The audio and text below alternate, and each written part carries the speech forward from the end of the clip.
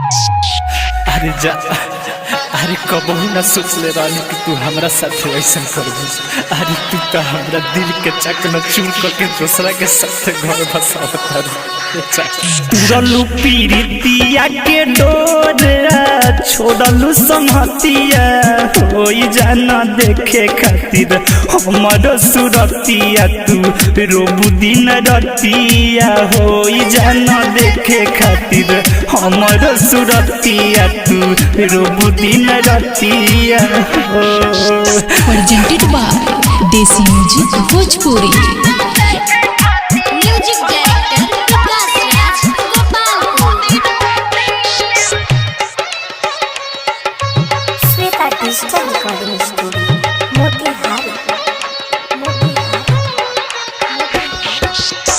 उठी जे ओने तोहर डोली जे उठिए नथी होई जाना देखे खातिर हमरो सुरतिया तू रोबू दिन रतिया होई जाना देखे खातिर हमरो सुरतिया तू रोबू दिन रतिया।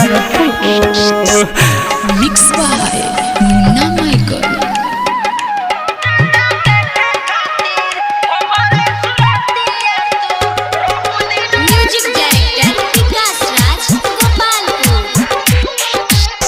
आई बना नजर अब कबो ना मरी हत मतिया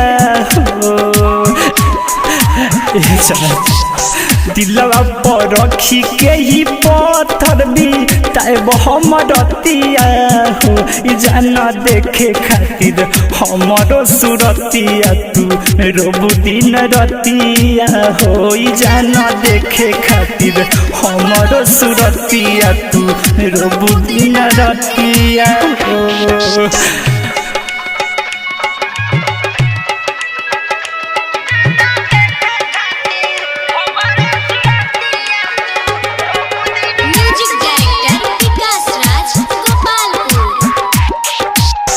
आई जब याद हमर तोहर के तो फोटो सटी छतिया हो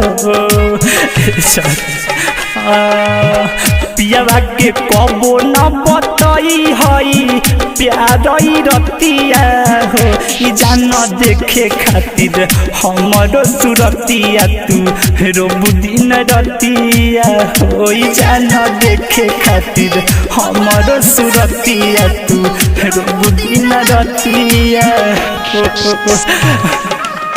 Shweta digital recording studio Motihari.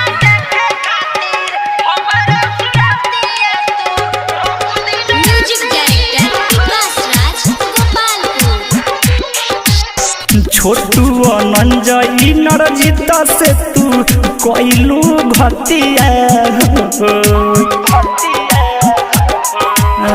Writer Ramlal के देखेला तू रोबू दिन रतिया हो जाना देखे खातिर हमरो सुरतिया तू रोबू दिन रतिया हो जाना देखे खातिर हमरो सुरतिया तू रोबू दिन रतिया।